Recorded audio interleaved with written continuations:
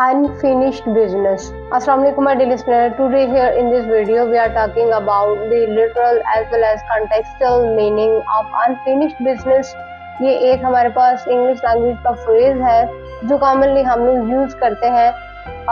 It doesn't matter either you are English speaker, Urdu speaker, Punjabi, Saraiki, Pashtun, whatever, but most of the time हमारे daily routine में हम ये phrase हमने बहुत कॉमनली सुन रखा है. हम बहुत से लोगों को ये कहते हुए सुनते हैं कि यार मेरा इसके साथ कोई अनफिनिश्ड बिजनेस है. तो अनफिनिश्ड बिजनेस की अगर हम लिटरल मीनिंग की बात करें, अगर आप बीइंग अ स्टूडेंट ये वीडियो देख रहे हैं और आप इंग्लिश के स्टूडेंट हैं तो आपको ये बात मैं क्लियर करती चलूँ कि जब भी हमारे पास इंग्लिश के अंदर जितने भी वर्ड्स या फ्रेजेस या क्लासेस होते हैं उनके दो तरह के मीनिंग होते हैं. ये सिमेंटिक्स के हवाले से थोड़ी गाइडलाइन है कि देखिए मीनिंग हमेशा दो तरह के होते हैं. पहली टाइप होती है लिटरल मीनिंग और सेकंड टाइप है कॉन्टेक्सचुअल मीनिंग, कॉनोटेटिव मीनिंग भी जिसे हम कहते हैं.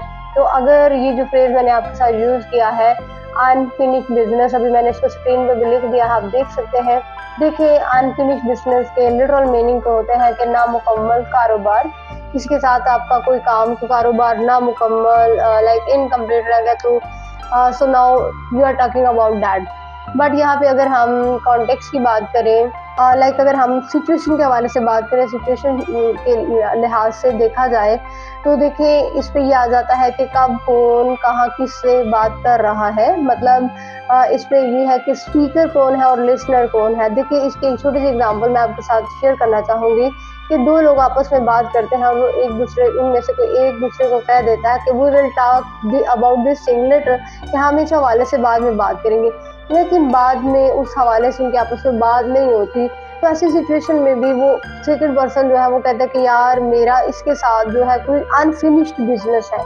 तो यहाँ पे आपको बात समझ आ रही है कि अनफिनिश्ड बिजनेस से मुराद ये है कि मेरी कोई अधूरी बात, कोई अधूरा काम बाकी है इस पर्सन के साथ. इसी तरह से इसकी एक और एग्जांपल मैं आपके साथ शेयर करना चाहूँगी कि दो डिफरेंट एनजीओ होते हैं, पार्टीज होती हैं, वो आपस में कोई एक पार्टी को प्रपोजल प्रेजेंट करती है. आप अपना कोई प्रोजेक्ट बनाते हैं, प्रिपेयर करते हैं, उसको प्रेजेंट कर देते हैं और आप जो है वहाँ पे सुनने के बाद या सारी सिचुएशन देखने के बाद आप कह देते हैं कि we will inform you later, we will inform you through email, कि हम आपको जो है ईमेल करके बता देंगे या हम आपको बाद में इन्फॉर्म कर देंगे.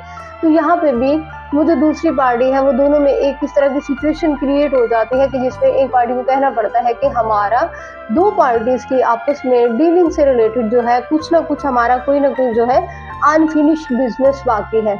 Are you getting my point? Actually what I am trying to convey to you कि ये एक फ्रेज है. अगर आप अपनी इंग्लिश को भी इम्प्रूव करना चाहते हैं तो आप किसी भी लैंग्वेज से बिलोंग करते हैं, आप इस फ्रेज को अपनी डेली की रूटीन का हिस्सा बना लीजिए कि जब भी कोई आपसे कहे या कहीं पे भी आप सुने अनफिनिश्ड बिजनेस तो फौरन से आपको समझ आना चाहिए कि कोई अधूरापन, कोई अधूरी बातें, कोई अधूरा काम. तो बेसिकली हमेशा लिटरल मीनिंग्स पे नहीं जाना चाहिए. अनफिनिश्ड बिजनेस से मुराद सिर्फ कारोबार ही नहीं होता. एनीहो, इसके साथ ही मुझे तैयबा जाहिद को दीजिए इजाजत. तो इंशाल्लाह ताला एक नई वीडियो में एक नए टॉपिक के साथ आप लोगों से दोबारा मुलाकात होगी. तब तक के लिए अल्लाह हाफिज, अल्लाह निगहबान. Stay blessed, stay tuned, and just don't forget to like, share, subscribe, and comment my channel. Thank you so much. Allah Hafiz.